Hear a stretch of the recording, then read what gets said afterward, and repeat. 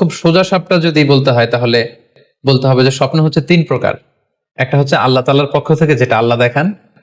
আরেকটি হচ্ছে শয়তানের পক্ষ থেকে, যেটি শয়তান মানুষকে দেখায়। আরেকটি হচ্ছে নিজের পক্ষ থেকে, অর্থাৎ সারাদিন আপনি যেটা নিয়ে কনসার্ন, সারাদিন আপনি আপনার চিন্তা ভাবনার মধ্যে যেই জিনিসটাকে স্থান দেন সেটাই আপনি রাত্রিবেলা দেখেন। অর্থাৎ দিনের বেলা কেউ হয়তো কেউ খেলাধুলা নিয়ে খুব ব্যস্ত, সে খুব ফুটবল পছন্দ করে, সারাদিন ফুটবল খেলে, দেখা যাবে যে রাতের বেলাও সে স্বপ্নে দেখছে যে সে ফুটবল খেলছে অথবা স্টেডিয়ামে যে সে ফুটবল খেলা দেখছে। দিনের বেলা হয়তো সে বাজারে যে ব্যবসা বাণিজ্য করে, রাতেও হয়তো দেখা যাচ্ছে সে যে জিনিসপত্র কিনছে, দরদাম করছে, সেটা তার পক্ষ থেকে। তাহলে বেসিকলি স্বপ্ন হচ্ছে তিন ধরনের, একটা আল্লাহর পক্ষ থেকে, একটা শয়তানের পক্ষ থেকে, আরেকটা হচ্ছে নিজের পক্ষ থেকে, যেটা আমরা সহিহ মুসলিমের একটি বর্ণনা থেকে জানতে পারি, যেখানে আল্লাহ রাসূল সাল্লাল্লাহু আলাইহি ওয়াসাল্লাম ইরশাদ করছেন, আর রুইয়া সালাসা, স্বপ্ন হচ্ছে তিন ধরনের। ফারুইয়া আস-সালিহা বুশরা মিনাল্লাহ, যেটা ভালো স্বপ্ন সেটা হয় আল্লাহর পক্ষ থেকে। ওয়া রুইয়া তাহজিনুন মিনাশ শাইতান, আরেকটা স্বপ্ন থাকে যেটা শয়তানের পক্ষ থেকে, সেটা ভয় দেখানো হয়। ভয়ঙ্কর যদি কোনো দুঃস্বপ্ন দেখে থাকেন তাহলে এটা আল্লাহর পক্ষ থেকে নয়, এই স্বপ্নটা শয়তানের পক্ষ থেকে। আরেকটি হচ্ছে রুইয়া মিম্মা ইউহাদ্দিসুল মারউ নাফসাহু, আরেকটি স্বপ্ন ব্যক্তি সে নিজের সাথে নিজে স্বপ্নে হয়তো কথা বলে বা এমন কিছু দেখে যেটা সুসংবাদও নয়, যেটা ভয়ঙ্করও কিছু নয়, বরং সারাদিন সে যে বিষয়টি নিয়ে চিন্তা ভাবনা করতো রাতে সেটার একটা প্রতিচ্ছবি, সেটাই সে দেখতে পাচ্ছে।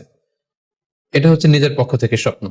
তাহলে খুব সহজে আমরা এভাবে বলতে পারি যে স্বপ্ন তিন প্রকার, একটা হচ্ছে রাহমানি, আর একটা হচ্ছে শাইতানি, আর একটা হচ্ছে নাফসানি।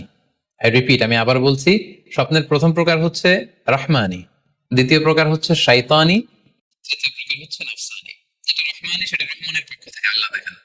আর যেটা শয়তানি সেটা শয়তানের পক্ষ থেকে, শয়তান ভীতিকর পরিবেশ তৈরি করার জন্য বা ভয় দেখানোর জন্য যেটা দেখায়।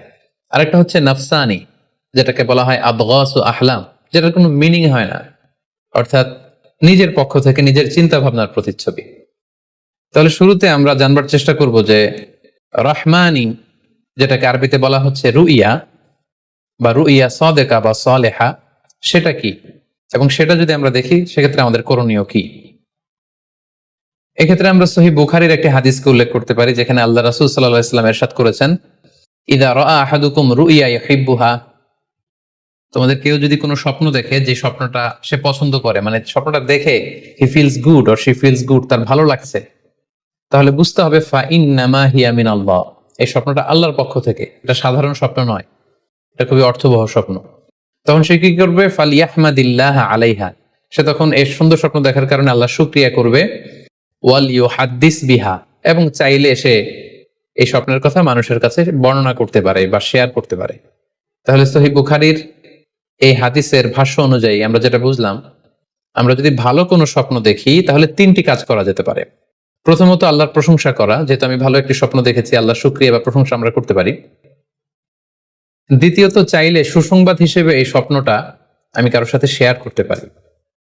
আর তিন নাম্বার হচ্ছে এমন ব্যক্তিকে আমি শেয়ার করব যে আমাকে ভালোবাসে বা যে আমার শুভাকাঙ্ক্ষী, তা না হলে আমি হিংসার শিকার হতে পারি।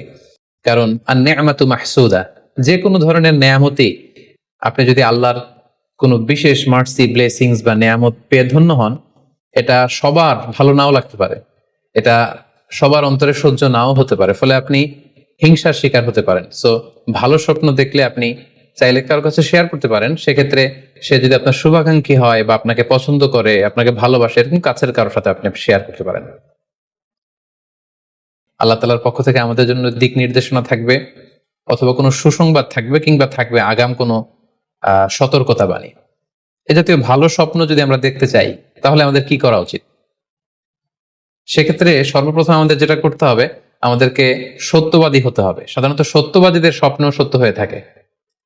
যেখানেই সত্য সেখানেই যেন আমার অবস্থান হয়, আমি যেন সবসময় সত্যের পক্ষে থাকি।